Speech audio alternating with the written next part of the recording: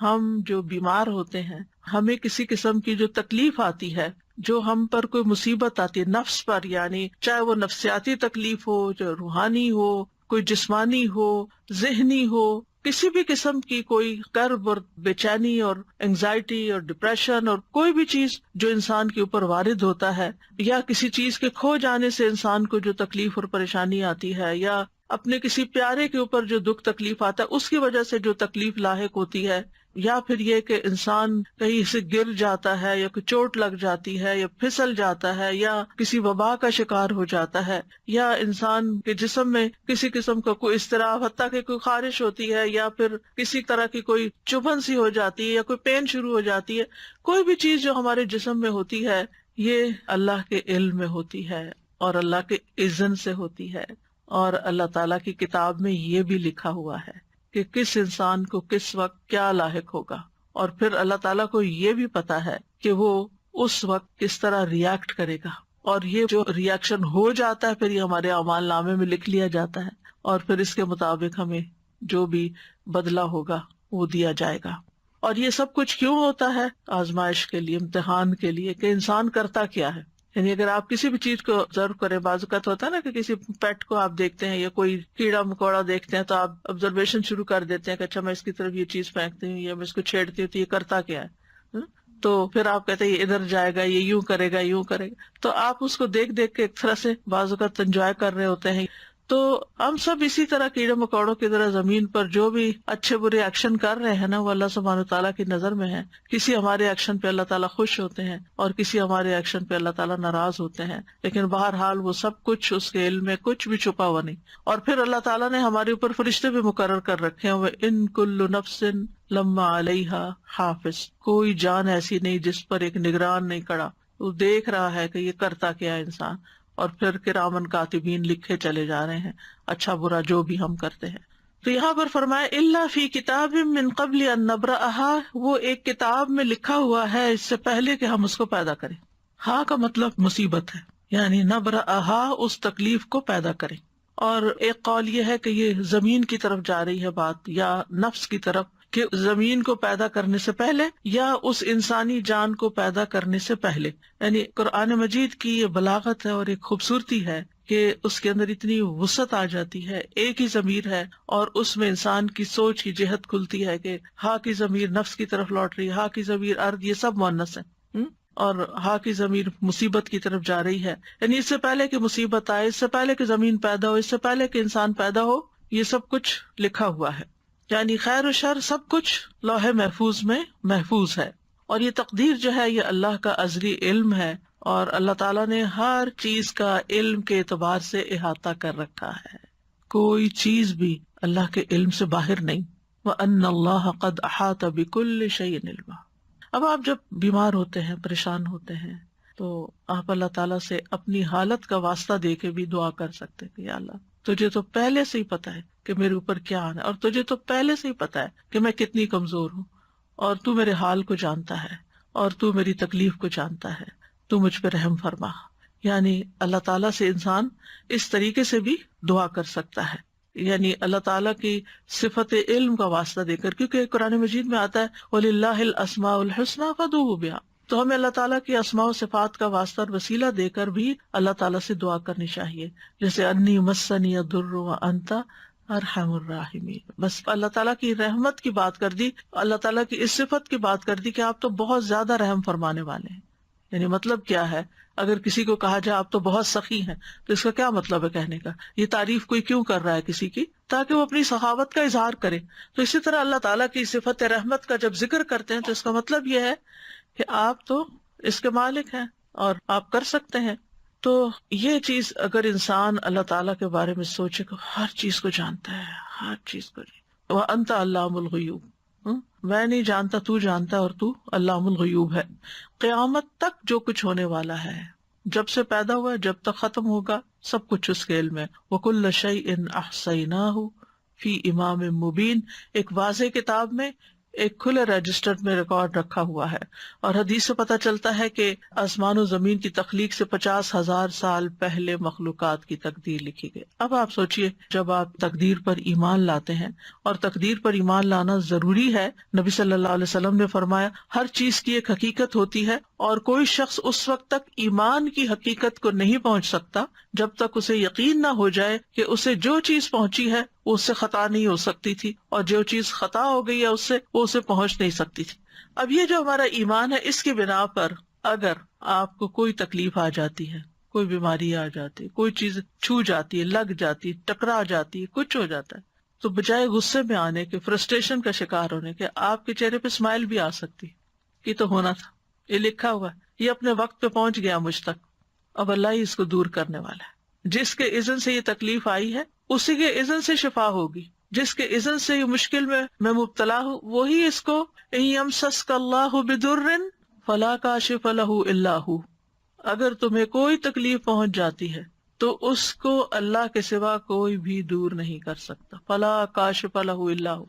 یہ یقین ہونا چاہیے پورا۔ جتنا زیادہ یہ یقین ہوگا کہ فلا کاشف لہ الا ہو، کہ اللہ ہی اس تکلیف کو دور کرنے والا ہے، اس کو کھولنے والا ہے، تو اتنا ہی زیادہ ہم اللہ سبحانہ تعالیٰ کی طرف رجوع کریں گے، اتنے یقین کے ساتھ اسی کی طرف لوٹیں گے، اسی کے در پہ جائیں گے، اسی کے آگے سر جھکائیں گے، اسی کو پکاریں گے، اسی کے آگے ہاتھ پھیلائیں گے، اسی کو مختلف چیزوں کا واسطہ وسیلہ دیں گے جو مشروع ہے یا جس کی اجازت ہے ہمیں۔ تو اس طرح اللہ تعالیٰ سے تعلق اور زیادہ مضبوط ہو جائے گا۔ پھر فرمائے ان ذالک علی اللہ یسیر، ہمیں لگتا ہے کتنا مشکل کام ہوگا، یہ کتنا بڑا کام ہے یہ سب کچھ، لیکن اللہ تعالیٰ فرماتے ہیں اس کے لیے تو یہ کچھ بھی مشکل نہیں۔ سبحان اللہ، یعنی اس کی قدرت اس سے بھی کہیں زیادہ کہ وہ ان سب چیزوں کا علم رکھے۔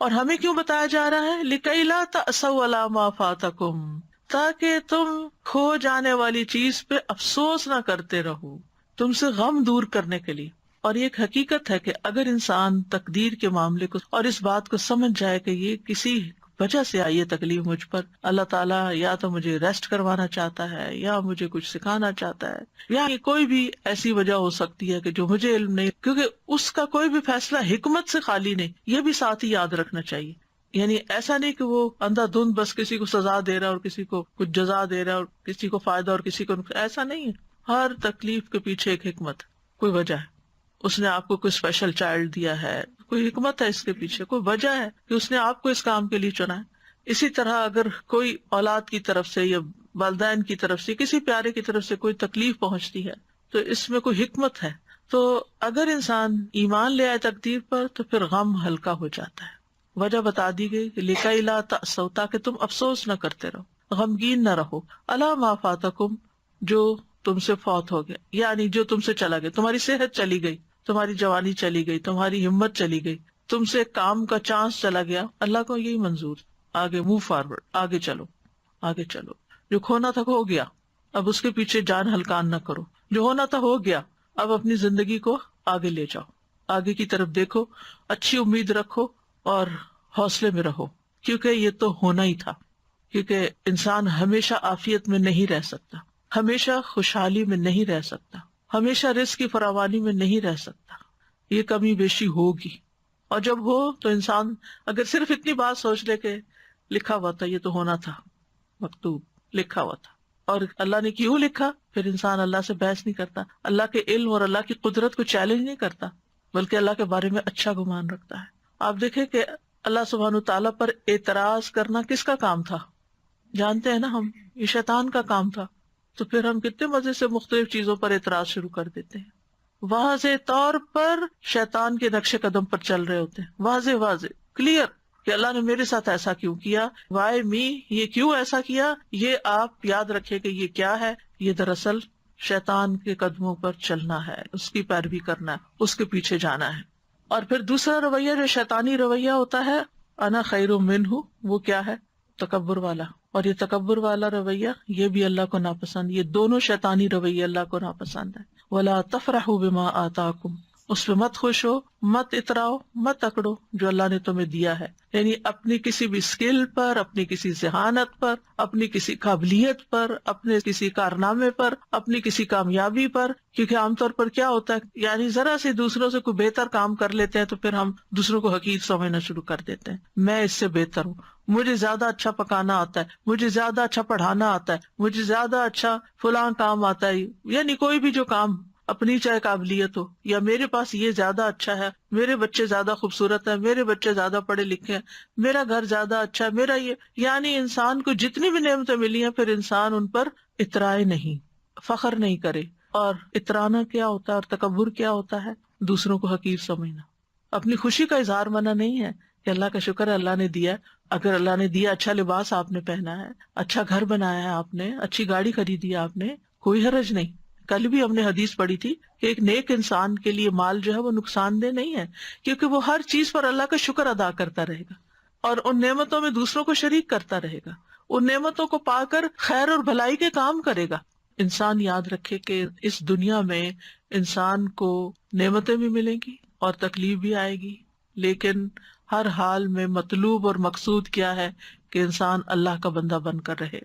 اکرمہ ابن عباس سے روایت کرتے ہیں کہ وہ اللہ کے فرمان اسی آیت کے بارے میں کہتے ہیں کہ ہر شخص غمگین ہوتا ہے اور خوش ہوتا ہے، لیکن مومن اپنی مصیبت پر صبر کرتا ہے اور خوشحالی پر شکر کرتا ہے. اس آیت میں ایک بات یاد رکھیں کہ اس کا یہ مطلب نہیں کہ اگر ہر چیز لکھی ہوئی ہے تو انسان کوشش نہ کرے. نہیں، کوشش بھی کرنا اللہ کے اذن سے ہے اور اللہ کا حکم ہے اور ہمیں اس پر ابھارا گیا ہے. وَأَن لَيْسَ لِلْإِنسَانِ إِلَّا مَا سَعَىٰ، کہ تمہیں کوشش کرنا ہے، کیونکہ ہمیں تو نہیں پتا نا آگے کیا لکھا ہوا ہے،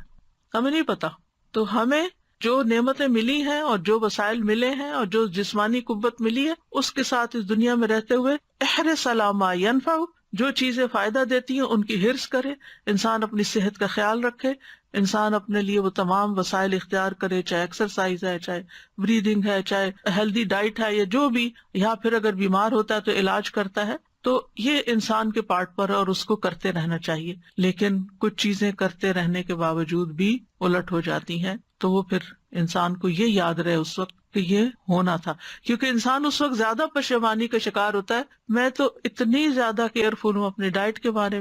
میں نے تو کبھی شوگر استعمال نہیں کی تھی، مجھے یہ بیماری کہاں سے آ گئی، اور یہ نہیں، یہ لکھا تھا. اس کی حکمت اللہ کو پتا ہے کہ اس نے آپ پہ یہ بیماری کیوں بھیجی اور اس کے ذریعے آپ کو کیا سکھانا تھا، یا اس کے ذریعے آپ کے کتنے درجات بلند کرنے تھے. تو یہ اللہ تعالیٰ کو پتا ہے. ہمیں کیا کرنا ہے؟ احتیاط بھی برتنی ہے بیماری سے بچنے کے لیے، اور اگر آ جائے تو علاج بھی کرنا ہے، اسباب اختیار کرنے ہیں، لیکن اس سارے آزمائش کے عرصے میں اللہ سے راضی رہنا ہے. واللہ لا يحب كل مختال فخور، اللہ تعالیٰ کسی ایسے بندے کو پسند نہیں کرتا جو اپنے عمل میں غرور کرے اور اپنے قول میں فخریہ زبان استعمال کرے، فخر کرے. یعنی عمل میں ایسا لباس پہنے جو گھسیٹ گھسیٹ کے چلے، یا ایسی چال چلے، اور پھر یہ کہ باتوں میں ایسی ایسی باتیں کرے کہ جو دوسروں کو ہرٹ کرنے والی ہوں، شیخی بگاڑنے والی ہوں. تو بے صبرا کرنے والا غم اور سرکش کرنے والی خوشی جو ہے، ان دونوں کی ممانعت کی گئی ہے. ابو بکر صدیق رضی اللہ عنہ کے پاس جب زیادہ مال لایا گیا،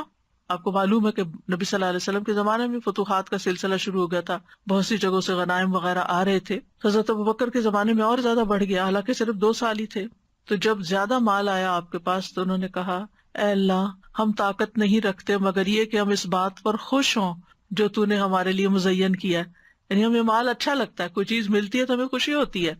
تو اب یہ ہے کہ کیا وہ کوئی بری چیز تھی یعنی جس کا وہ ذکر کرے؟ نہیں، وہ اس بات کا ذکر کرے کہ اللہ یہ ہمارے اندر آپ نے رکھ دیا ہے کہ زین للناس حب الشہوات من النساء والبنین والقناطیر یہ مال کی محبت ہمارے اندر رکھ دی گئی اور ہمیں اس سے خوشی بھی ہوتی ہے. تو مطلب یہ ہے کہ اس سے مراد وہ خوشی ہے، اس طرح خوش ہونا منع ہے کہ جو انسان کو تکبر اور سرکشی کی طرف لے جائے. ورنہ مال کے ملنے پر، نعمت کے ملنے پر، اپنی پسند کی چیز ملنے پر انسان کو کبھی بھی غمگین نہیں ہونا چاہیے بلکہ خوش ہونا چاہیے. اور یہ خوشی کرنا کوئی بری بات نہیں ہے، یعنی خوشی کے موقع پر خوش ہونا اس میں کوئی برائی نہیں ہے.